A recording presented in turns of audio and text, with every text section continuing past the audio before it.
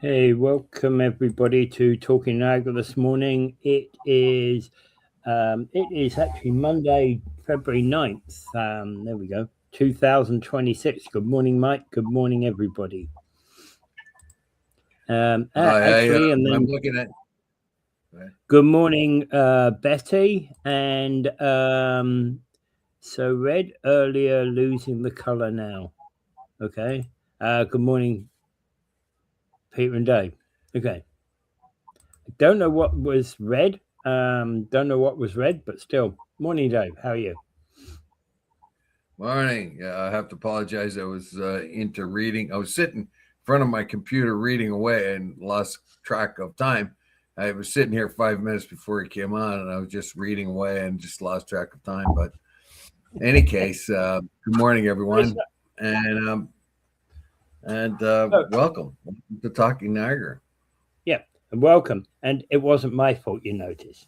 He admits it. The lateness is always Dave's fault. All right.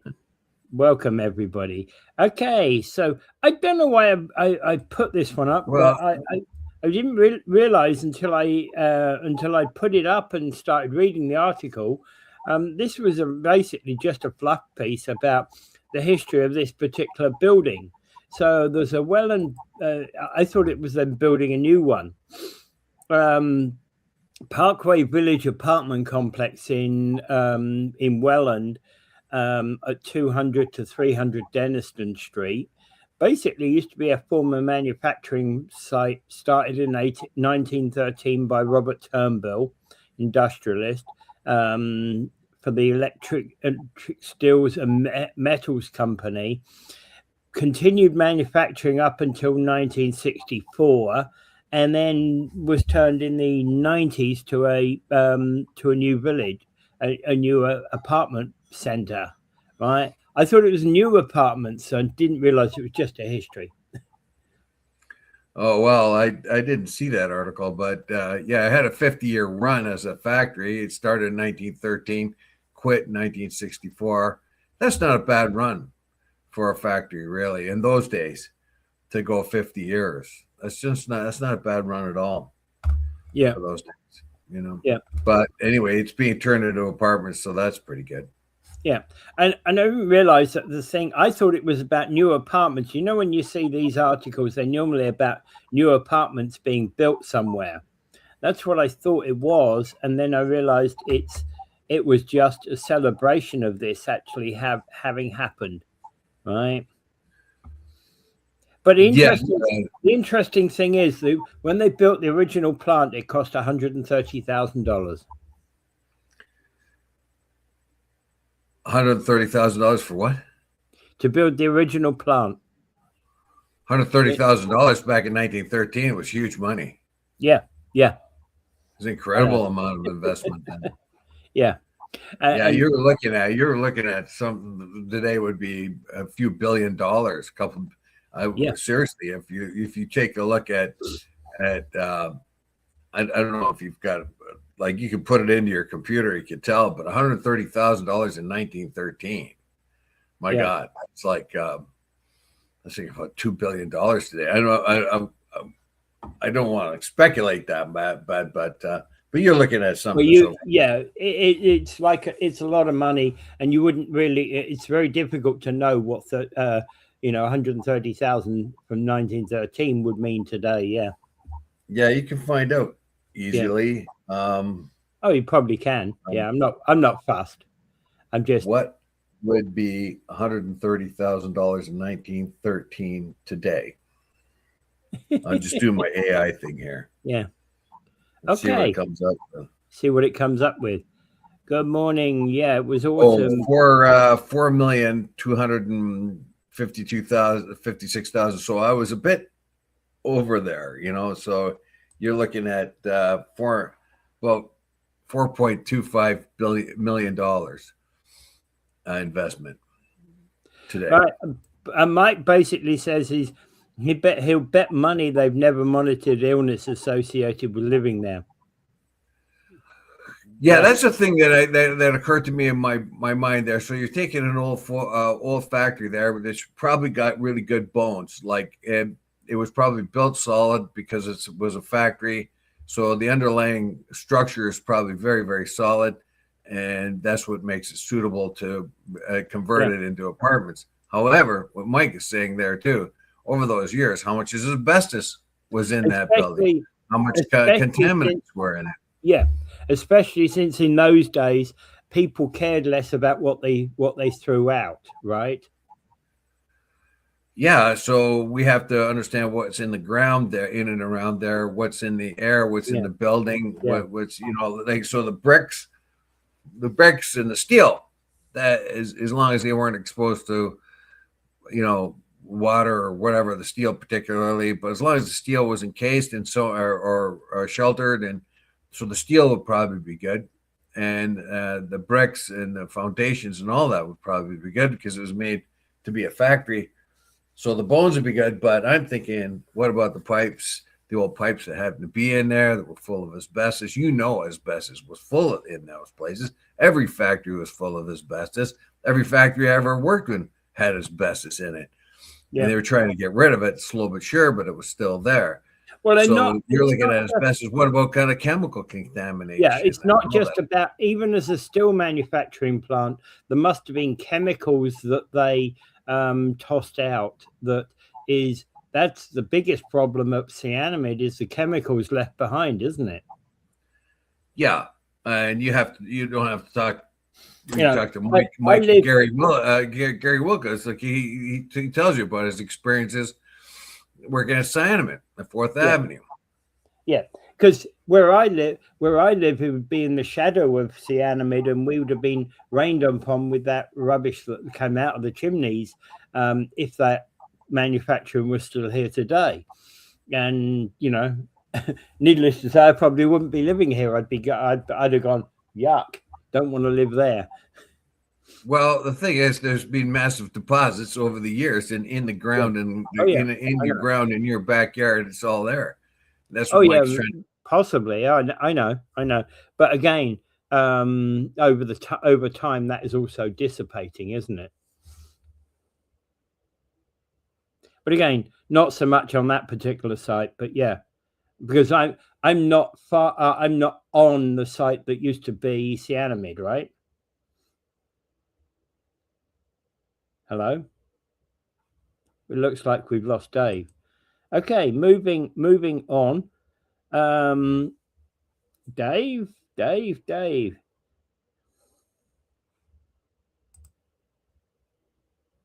Let's see if we can get him back. Okay. Moving on, Dave.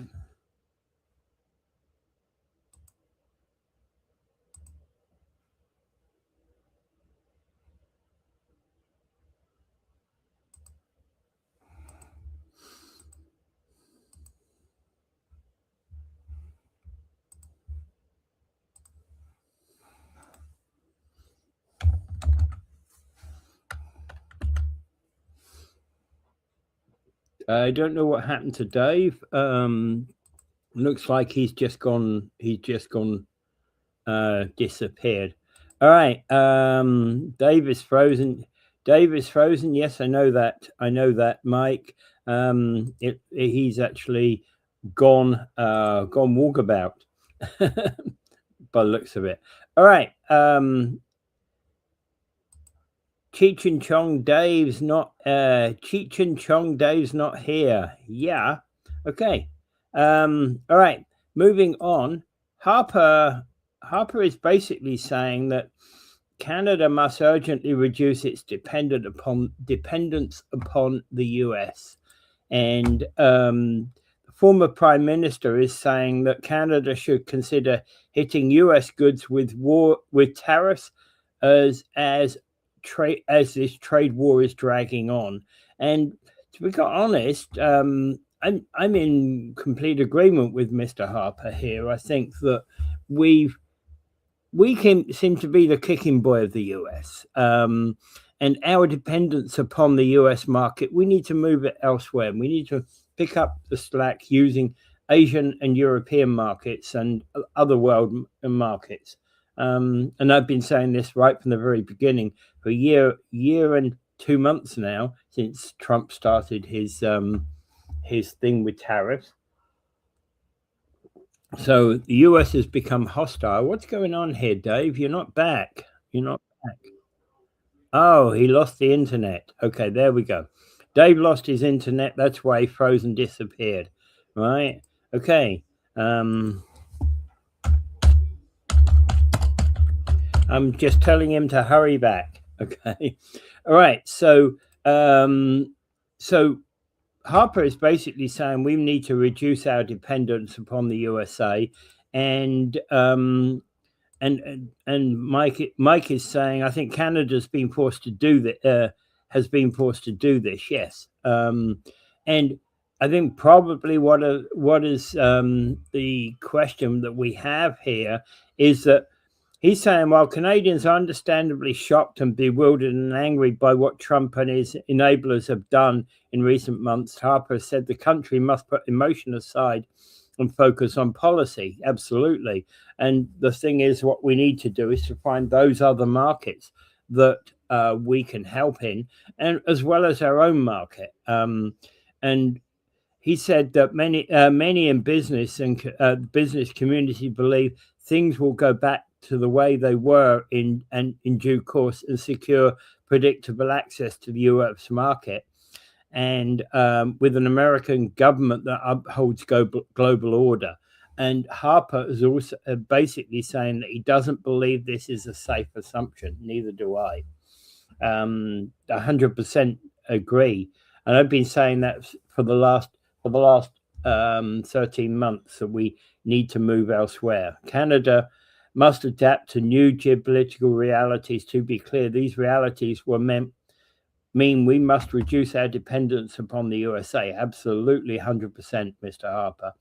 So we need to actually do that. And this is what I've been saying for quite some time, that in fact Canada needs to actually move its dependence from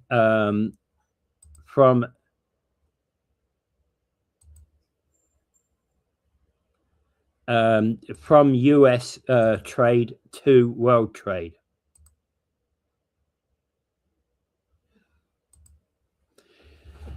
And, it's like the one big issue that we have, and I don't know why Dave is taking so long to get back on. It looks like he's really has lost his internet. And actually, it's a really worrying factor. So, and the challenge has been that whilst the US has been Canada's principal partner, and we owe the geography and long-standing trade ties with that, it's been clear from everything that Trump has been saying that we need to actually go out on our own way. We need to protect Canadian goods. And he's also saying when we review CUSMA, it's the free trade that we must do so with considering these principles in mind, right? And Canada's saying, Harper's saying that Canada should consider levying tariffs on US goods because one-sided tariff arrangement could decimate manufacturing sector, and we need to actually support our manufacturers. And he's critical of Mark Carney dropping many of Canada's reciprocal tariffs on US goods, and as he pushed Trump to end the trade war. And Harper's warning that Canada must not become capitulative or a resource colony for the US, and that we must celebrate, and we must build our own markets. And that's something I tend to agree with, because how often have we kind of let the US push us around? And I think it's been problematic that we have the US pushing us around, and and I'm glad in a way that Harper has spoken up on this matter. Supporting natural resources will solve two of the country's economy, reducing the country's over-reliance upon the flow of goods to the US, and Western alienation that has prompted an Alberta separatist movement. And of course, Harper being, was an Alberta prime minister, and was an Alberta MP for many, many years. It would also be mindful that we need to stop the Alberta separatism, and and again, something else I would agree with him. And what he's saying is that he's not very happy, of course, with Justin Trudeau, his successor, right? And whilst Carney has been launching major projects office to help fast track projects with natural resources and energy space, and part of his memorandum of understanding with Alberta, Carney has also endorsed a new oil pipeline to the Pacific to sell more Canadian oil in Asia and elsewhere. We also need that pipeline, in my view, coming east, because we need access to that oil, and we need to start. We also need to start refining it here locally as well. And he's also noting that Canada started its own, has stared down aggressive Americans before. In 1886, the year before Confederation, Canada ripped up an existing free trade. Oh, the Americans ripped up with an existing free trade deal with us. And the leaders at the time didn't shrink in the face of hostility, but banded together to form a new nation to resist American expansionism, right? And he's basically saying the same. We need the same spirit today. I think that's essentially what I get out of this this speech. And I'm not sure whether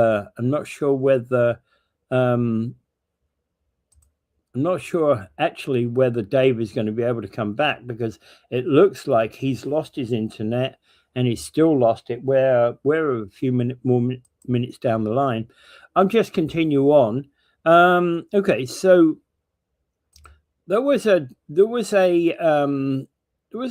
challenge a few weeks ago because a bylaw prevented a Muslim burial in Thorold. And Thorold passed a motion in 2023 restricting grave sales to specific areas of Lakeview Cemetery until existing sections were sold out. Decision to remove part of a cemetery bylaw that stopped the city from accommodating Muslim teens' burial was being deferred by Thorold Council, and that's not good, because in fact, actually, we need this to be open to everybody, and all religions are welcome, says Councillor O'Hare, who introduced the motion to change the rules at Tuesday's meeting.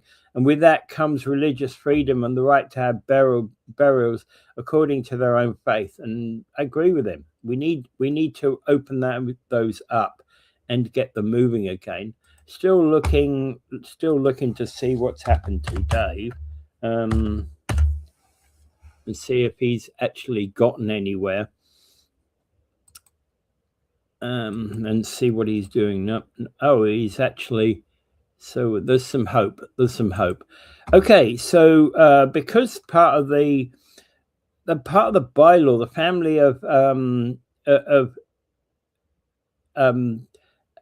this 18-year-old were denied accommodations for the burial in December at Lakeview Cemetery, and the Imam spoke at the meeting in support of the motion and hoped to purchase rows of burial plots in an already open section of land that cemetery, and clarified to councillors that it would be no problem to have others of different faiths being buried on that ground.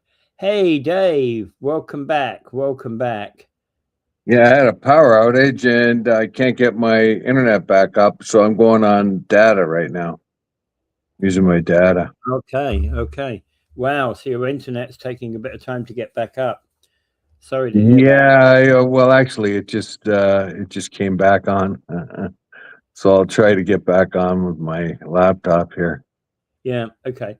All right. Well, we'll suffer through in the moment.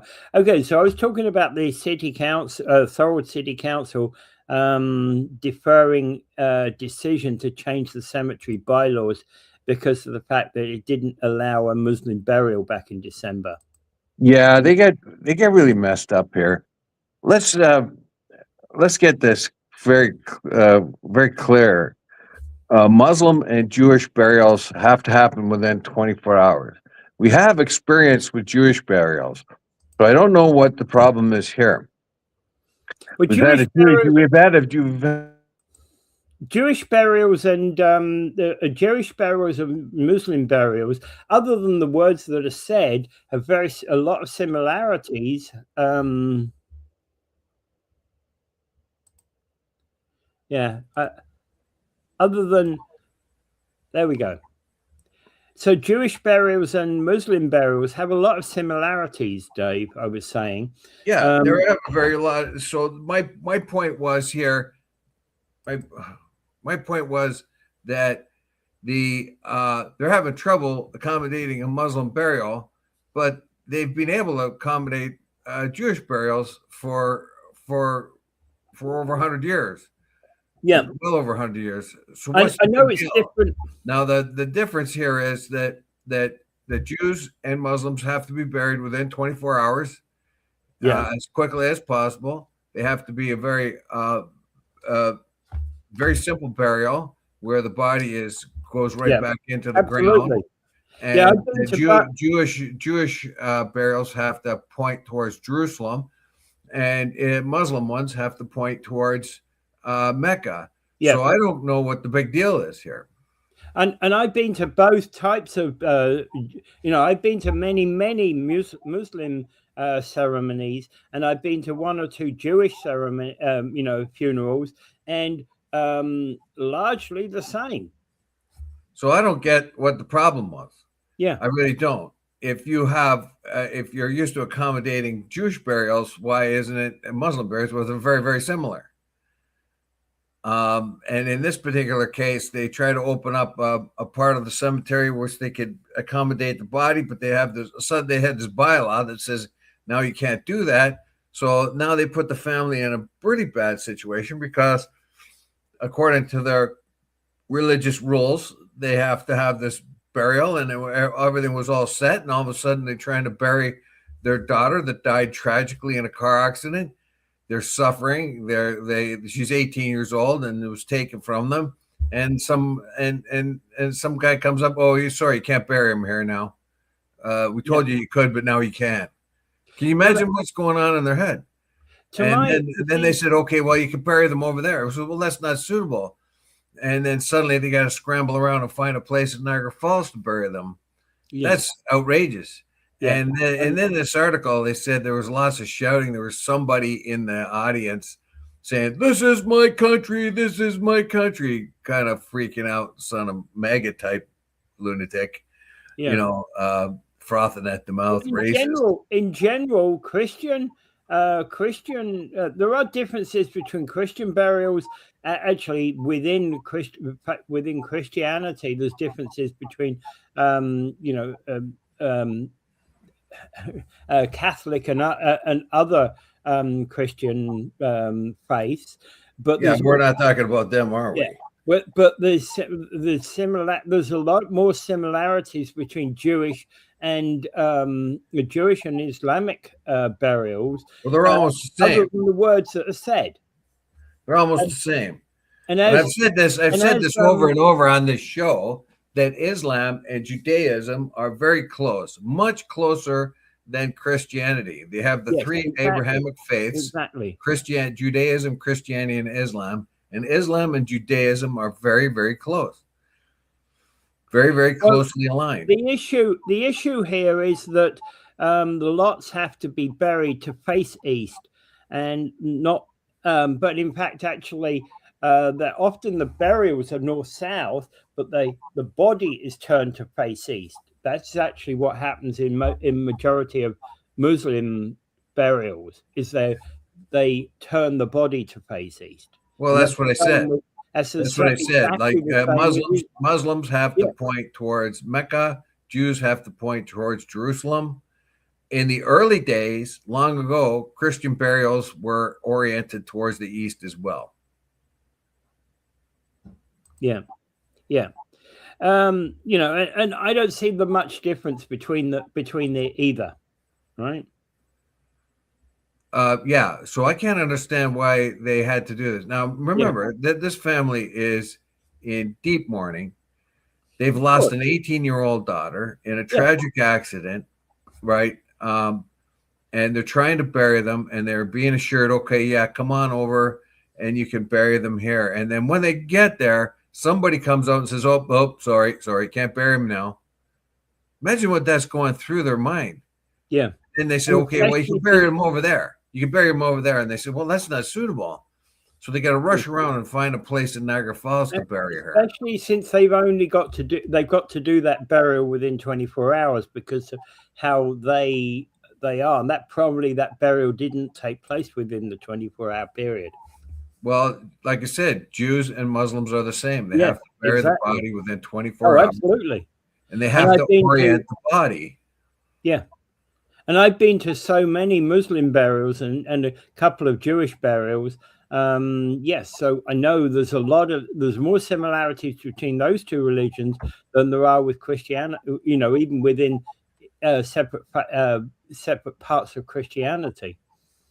Well, as I keep saying on the show over and over again, I don't know why the Islam and Judaism are very, very similar. You can tell that they were born from the same religion. When you check, Christianity is the real odd one in the bunch. Yeah. It doesn't have dietary laws. It doesn't. The body does not have to be pointed in any particular way when it's buried. It doesn't have to be buried within 24 hours. Males do not have to be circumcised in Christianity. Christians can eat pork and other things that are restricted in the diets of Jews and Muslims. So Jews and Muslims have stronger roots in the old part of the religion. And anyway, but the tragedy of this particular situation is they just really dropped the ball. And when I'm reading about how talking about that in the Thorold Council, there's lots of yelling and screaming and all that. It seems the guy that held his head better is the imam. I mean, he's being shouted at by somebody in the gallery there, saying, "This is my country. This is my." I mean, he's trying to make sure that this doesn't happen again. Well, that the same sort of sorrow and anxiety will not affect any more of his parishioners. Basically, that they'll sort this out. Yeah. And yet they really dropped the ball big time, I think, on this one. Well, actually, one of the things, and whilst I disagree with the way Paul is saying it, if they don't like it, open their own cemetery to accommodate their needs.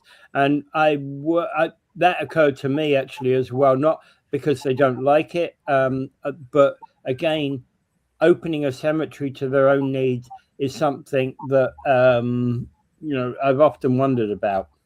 Well, they have done, but also, are you going to tell that to Jews? Are you going to tell that to Jews? If you don't like it, go make your own cemetery. No. Are you going to do it to the Catholics? Catholics have certain sections of the cemetery blocked off for them. Why the Catholics get a special section of theirs? Why? Why is it? Yeah. Do they don't like the rest of us Protestants? You know what I mean? So the Muslims and Jews have certain requirements, and we have accommodated Jews all of this time. And why not be able to accommodate Muslims. And as a matter of fact, they're supposed to have the ability to accommodate everyone with every one of them's funeral rites. Koreans, Hindus, they all have different funeral rites. So if you can accommodate a Jew, you must be able to accommodate a Muslim, because they have very similar funeral rites. Yeah. This, I think, is just I think it's just a mix-up that got blown out of proportion. That that you have to learn. The city has to learn what to do with Muslim burials, like they had to learn what to do with Jewish burials in the same way. I mean, grocery stores have had to learn what halal is, like they used to have to learn what is kosher was. Like I said before, I found pork with halal signs on it, because the guy who put the sign on it didn't know what halal meant. He just thought it was an empty sign. So it just takes a little while.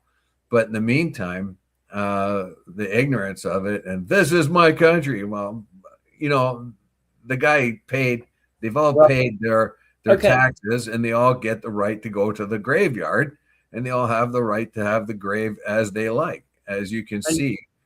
And here, you've heard this one first on here on Talking Niagara. Gary Wilkins says, just make sure you dump my ashes in the whirlpool, please. I'm not asking for much. But they won't allow you to do that. You know that, Gary, in advance. Who's going to know? Who's going to know? People's ashes, my brother's ashes with his brother-in-law and his father-in-law, and my brother's ashes were put into shotgun shells and blasted over a lake that they loved. So, I mean, yeah, that's what happened to them. Yeah. There was a lake way up north that you had to kind of walk into it, basically, and there was a cabin there, and all three of them loved it up there, and that's where their ashes ended up. Okay. All right. So exactly where was it's already planned. Oh, there you go. Good show, Gary. All right. Okay. All right. The Italian Constitution stops it from joining the Board of Peace. Yeah, that's kind of interesting. Everybody seems to be looking for an excuse to get out of this Board of Peace. I think the Italians were kind of happy that they found a little objection, so they can go to President Trump and say, you know what, we would love to, but we can't according to our law, and sort of avoid the ire of DJT, who seems to get really angry easily these days, and they'll call him a let's face it, he invited Carney, and then decided, and Carney had a really good speech at Davos, that took the sparkle away from Trump, and he hated it. I'm the one that has to have all the attention, and now everybody's talking about Carney. So you're out of the peace board, because you made me look bad. He didn't make him look bad. He just looked better. That's all. And so, but that didn't matter. Trump got mad at him and threw him out of the Board of Peace. In the meantime, nobody else wants to join it, right? Not even Israel. Israel, the number one fan, each one, Bibi Netanyahu and Trump go tripping through the daisies and tulips and love each other. And yet Netanyahu takes one look at it and says, I'm out of this. I don't want to be part of this. No way, I'm out. And so what happens is now you have Hungary, Qatar, the UAE, Saudi Arabia, Egypt, Turkey, countries like that who are going to be on the Board of Peace. The problem with the Italians with this is that Trump had veto power in the Board of Peace. So it's basically a committee of nations to get together to try to determine how best to advance the cause of peace. But you've got the veto power of one guy at the top who is you cannot get rid of him either. You can't vote him out. Yeah. And it's not because of it being the USA having veto power. It's Donald Trump personally.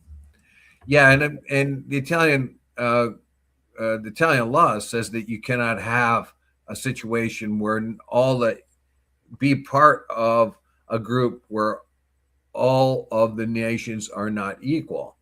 In this particular case, the United States would have the ultimate authority and veto power, whereas in the United Nations, ostensibly every nation is equal. Of course, that's not true. You've got 5 nations that have veto power. Yeah. But they were joined the United Nations long before. So I think this was a happy ending for Italy. They were able to drop out and try not to offend DJT while they do it. Say, oh, sorry about that. Love to, but it's like, oh, love to come to your party, love to, but you know what, we've got got commitments, that kind of thing. Yeah. Well, I think this is the problem. It's the problem I have is it's not about the border peace and the idea of the border peace, but it's about one particular nation being the head of it, or more correctly, one particular individual being the head of it, right? I think that if the border peace were set up, and it would be US amongst all the other nations, right? And the US wasn't, US is always going to be listened to because it is a powerful nation, and whichever president in the US is there is always going to be listened to, and so irrespective of who else may join it, the fact of the matter is that US will always have a voice there. It might get outvoted, but it would have a voice, and it would have a serious voice, right? Well, but to make it Trump, personally is wrong. I don't know what he's trying to do by making himself the supreme leader of that. I can understand in the short term having a leader maybe with a 10-year term or a 5-year term, anything, a 10-year term just to get the thing going. Yeah, and then thereafter have a president that was voted from among the members as the next one, and have the objective of peace. However, I don't think it's working that well for him right now. And you see, I get a 10-year term. I get a person who's dedicated on the 10-year term to bringing this about, right? That I'd even get behind that, because I think there's a lot of value in that, right? Because you have initial consistency, but we just got to see where this goes. Yeah. So basically, I don't know. Like everybody is happy about some efforts towards peace, but the peace deal that DJT has come up with now hasn't really done that well right now. The food isn't getting in. The Rafah border was just opened up for medical people who needed medical treatment. They killed 72,000 civilians. 25,000 of them were children, and this is for a group of idiots that ran into Israel and killed less than 1,200 people. They killed about 800. The Israeli government killed another 400 with friendly fire, and so they paid back with 72,000 lives, 70 times for every Israeli that was killed. 70 Palestinians were killed. That's kind of overdoing it in a big way, and they still will not oblige by the rules of peace, and that's one of the reasons I think Netanyahu did not join. Israel did not join the board of peace, because they would have to abide by the rules of the board of peace, and they don't intend to. Yeah. And they know that they just have to outwait Donald Trump. They know in a couple of years he will not be president, and they can just keep doing what they want to do, and they just have to slow down once in a while.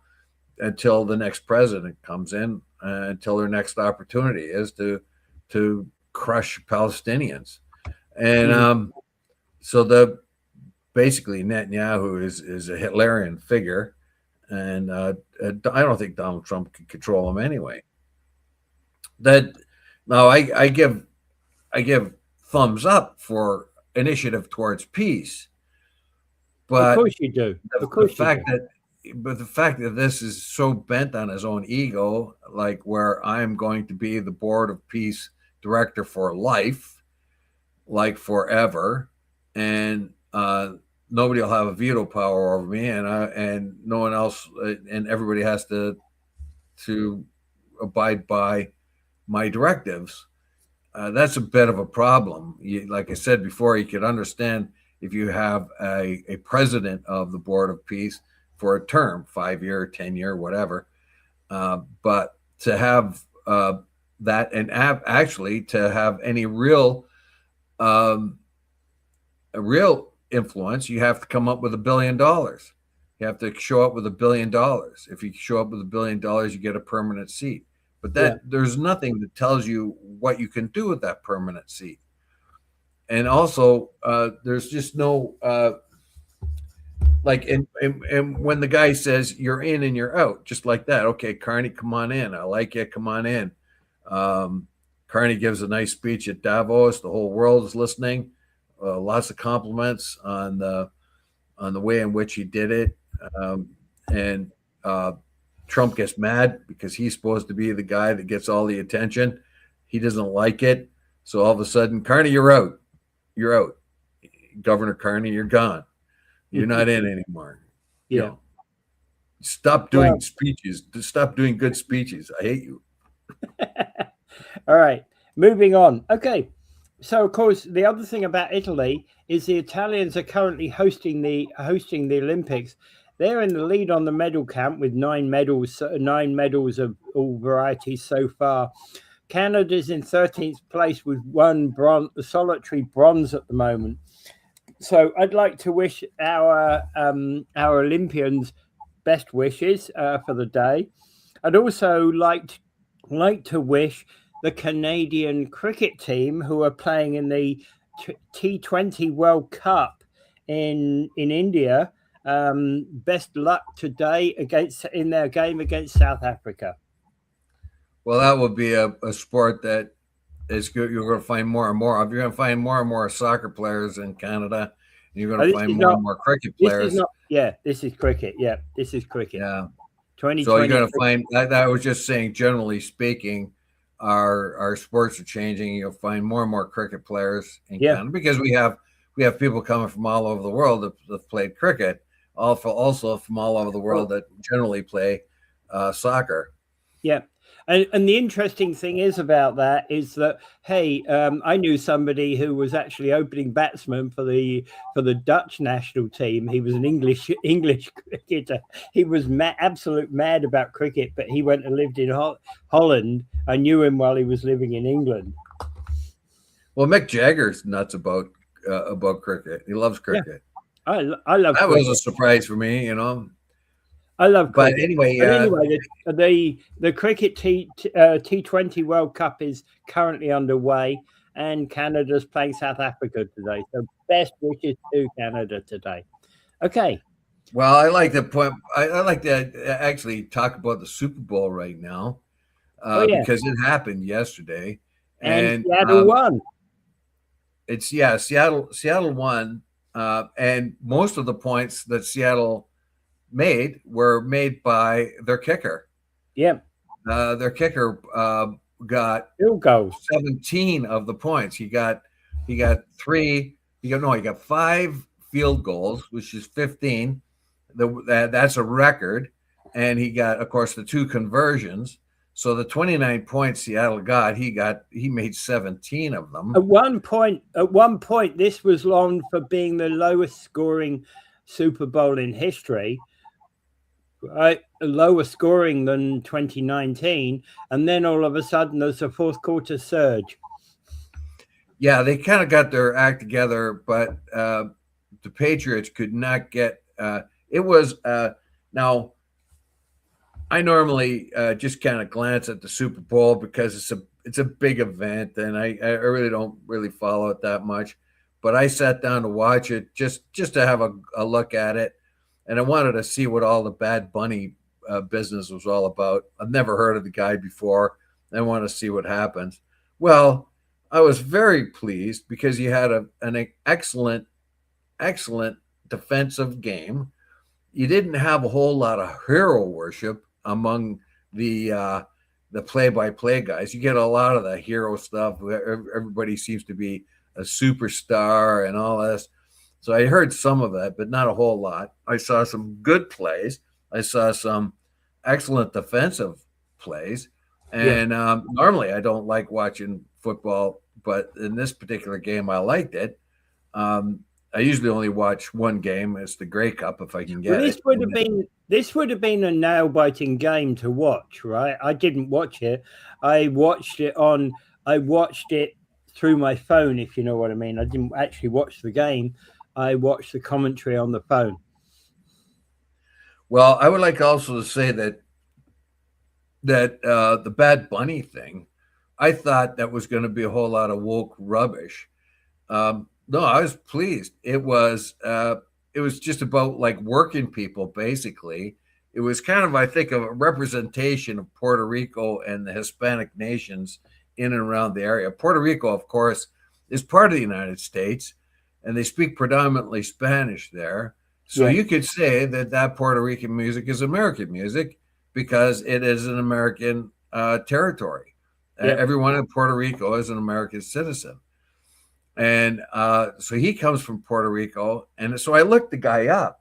He's a fascinating dude. He's a professional wrestler. Mm-hmm. I didn't know that. I didn't know that he was a professional wrestler. He's also this is the halftime. What you're talking about here is the halftime entertainment, yeah? Yeah, Bad Bunny. Yeah. Bad Bunny, this guy Bad Bunny. So like he was a professional wrestler. He's done all kinds of stuff. And the event that he had out there, he had Ricky Martin and Lady Gaga. And I'm looking at it, I think, is that Lady Gaga? Yeah, it was Lady Gaga.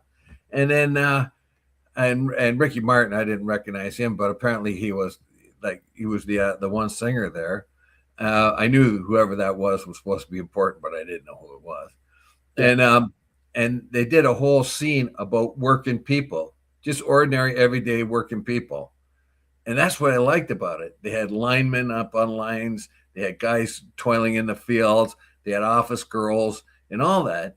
It was all about just ordinary working people.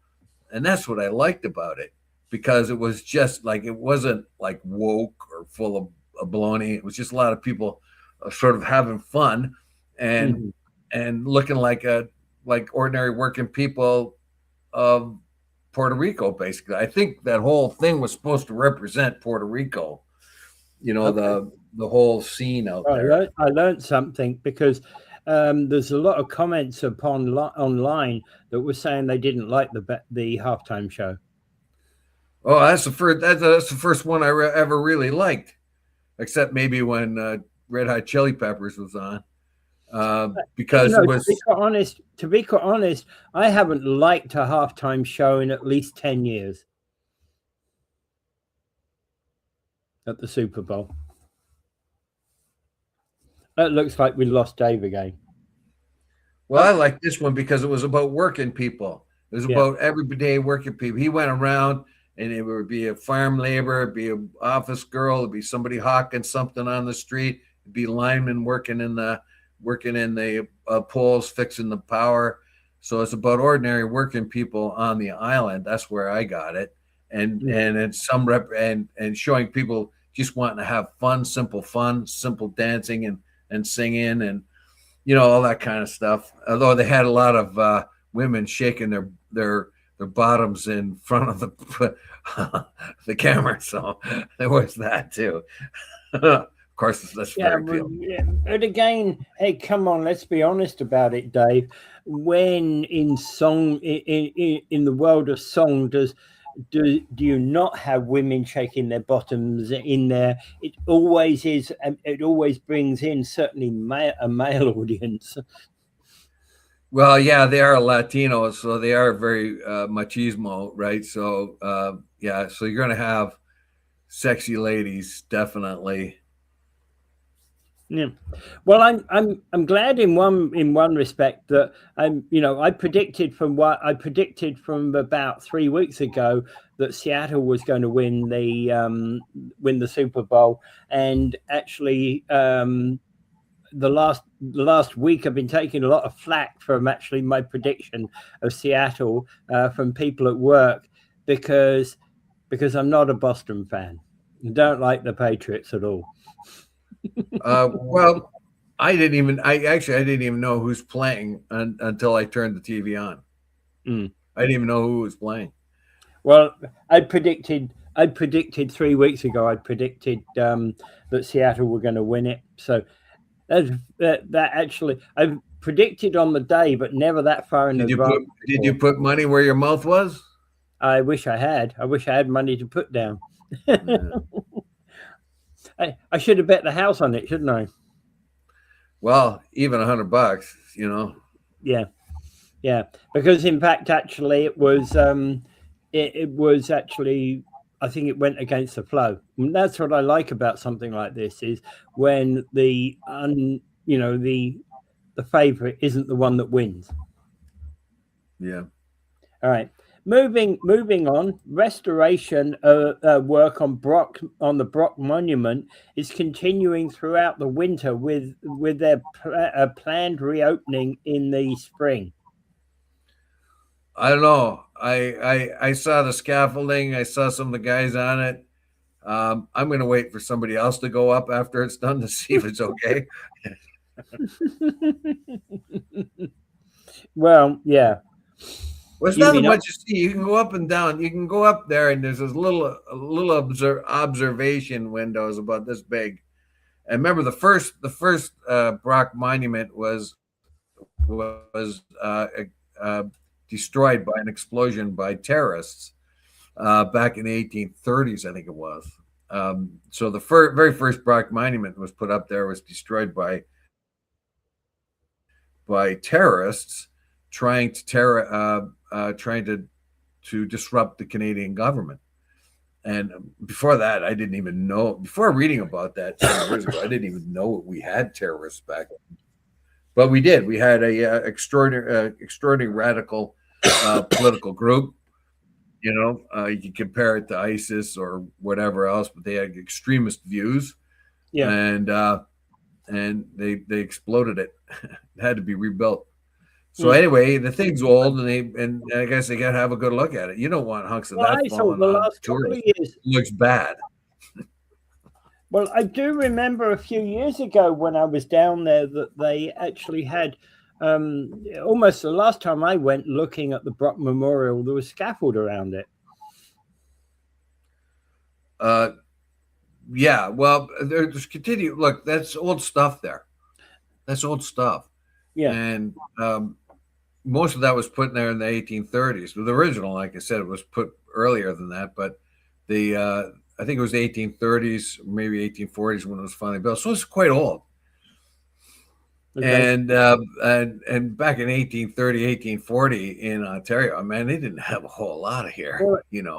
I don't remember specifically the last time I went there, but I think it was during COVID, because if I go up and down I go up and down, and late I've been, if I'm touring anywhere, it's been actually going down into Niagara on the Lake. So I haven't even stopped by the Brock Memorial since COVID.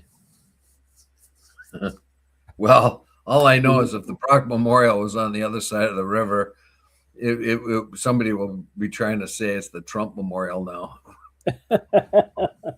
Oh gosh, no, please no. He wants to name everything after himself. The Kennedy Center. Pretty soon it's going to be not the Gulf of America anymore. It's going to be the Gulf of Trump. He's got this thing. He's got this ego. He's got to stroke his own ego all the time and name everything after himself. All right. I don't get it. Okay. Anything else? Any other thoughts in relation to the Brock Memorial? None at all. Okay. So moving on, Spain is aiming to regularize half a million undocumented immigrants. Europe, and particularly Spain and Italy, have had a migration problem out of Africa for quite some time. Probably more so Spain than Italy, because of the fact that Spain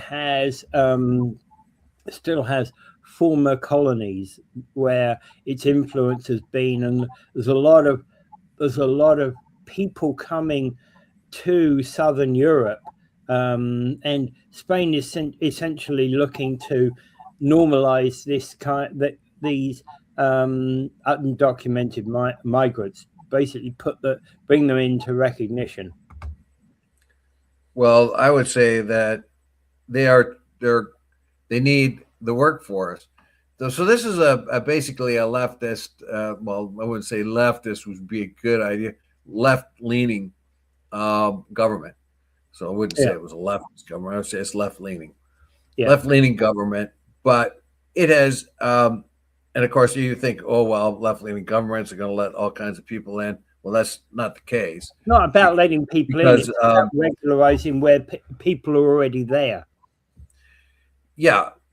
Well, this is a little bit different. This isn't the refugees pouring into the country from North Africa. This is not the Syrian refugees or African refugees and things like that that poured into Europe, poured into Italy and places like that. They have had their problems with those as well. Most of these, by what the article says, are from their colonies, their former colonies, like Honduras and Guatemala, Nicaragua, that kind of thing. Mm-hmm. And Spain has had a shortage of labor. Of course, everywhere in the Western world, nobody wants babies. So if you don't want babies, you don't want to have babies, or you want one or two babies, you do not grow the country enough. You have to rely on immigration. Otherwise, if you don't have immigration, then your country begins to collapse, your economy collapses, and those people who are aging will not be taken care of if you do not bring in immigration, because somebody's got to take the jobs, somebody's got to do the production. And once you have an aging population, that happens. So Spain is no different like from any other of the European countries or Western countries who don't want babies or don't have very few. They're going to need people to come in and do the work. And in this particular case, they've decided they're going to let 500,000 stay and work and become citizens. And this is a big relief to those people who've been working under the table illegally, like they do in the United States, like they do here sometimes, but as they do in other places in Europe too. This gives them recognition, and they can come out of the shadows. Spain has recognized they need the labor, so there's no point in pretending they're going to throw them out of the country, because they're not going to. Because if they throw them out of the country, they won't have anybody to do the job. Mm-hmm. So at least they're standardizing it and making it legal. Now, of course, there is problems because the government seems to have done this unilaterally without going to the rest of the government or the parties involved. So there's going to be issues, I'm sure. But in the long run, I think it's going to happen because they just simply do not have. Well, they need the people. Yeah, they need the people. And the fact is, they're talking about this. So there's a person here who's basically been in Madrid for a year and a half and illegal, who's basically saying, well, I'm torn between the joy and feeling it can't be real, because he's one of 500,000 to 1 million people who don't have papers, but and of course fearing his own status every time. Well, yes, and let me tell you, like when I was in, this has gone on forever. Like when I was in Spain in 1974, there was a Christian Palestinian guy there who got thrown out of Israel. He had a Jordan passport. He had an Israeli passport that they took away from him because he was a Christian Palestinian in this particular case. And so he's kind of a refugee, and he was trying to make money driving a beat up old car, taking people from place to place, which we bought a ride from. This is not an unfamiliar territory. So he's using something like Uber or Lyft. Yeah, it was a kind of a primitive version of that. You could go to the train stations back then and bargain with somebody to drive you somewhere, anywhere. Yeah, yeah. And in our case, we were in Barcelona and we bargained with this guy to get us down to Al Jazeera. And so he took all the back roads to get there, back highways to get there. It was just a cool trip, man. It was a really cool trip. We helped him fix his car, and we let him stay in our room at night too, because the guy was dirt broke. Ralph was his name. He went by the name of Ralph. I don't know if that was his real name or not. Well, essentially, what the impact of this has been is that these migrants are now actually have to get criminal record certificates to prove that they do not have a criminal record. Yeah, so they're looking for just ordinary, honest, everyday people who are economic refugees, basically. Yeah. They are, honest to God, economic refugees. Well, whether they're economic or proper refugees, the point being is that they, in order to get and normalize their relationships with Spain, is they need to get themselves a clear criminal record check. And that will basically mean that they'll probably have to go to their consulate, in order to get that. No, because they might not get it. Because there might be, like if they go back, if they're from Honduras and they go to the Honduran consulate, maybe have annoyed by all this and refuse them. Yeah, they basically probably going to have to prove that they've done no crime in Spain since they've been there. Most of them are just like the Mexican laborers in the southern United States, right? There to make some money. And among them, there will be criminals, but I don't know. That's a tendency. I think the Spanish Parliament may have some issues with this, but remember that the people they're talking about are not the waves of refugees coming out of North Africa or out of the Middle East. These are refugees coming from their former colonies, by and large. Yeah. So they speak Spanish. They speak Spanish already when they get into the country. Yeah, but they speak Spanish and they have similar cultural norms, and they're all Catholics too. So there's there's a similarity between them all. Yeah. It's kind of like us getting immigrants from England or Ireland, Yeah, yeah. Because they already speak the language, they're already familiar with most of the customs, etc. Yeah. Yeah. Yeah. And even if they were illegals, it would be much easier to normalize that relationship. Sure. If we get an illegal from Sudan, or we get an illegal from Ireland, you know what I mean? Somebody comes here and they're illegally staying from Ireland, or somebody from Sudan. Well, you're going to be able to pick out that guy from Sudan pretty quick, because he's a different race and he's got a different language and different customs. Well, the guy from Ireland just blend in. Yep, absolutely. Yep.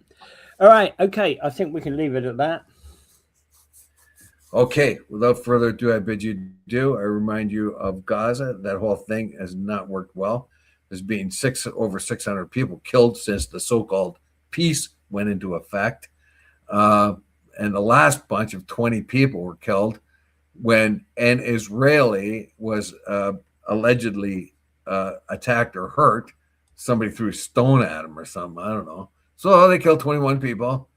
I don't know. It's just out of control. I hope this board of peace actually works. I have my doubts, but I hope it works. I want to wish it well. I really do want to wish it well. Without further ado, I bid you adieu.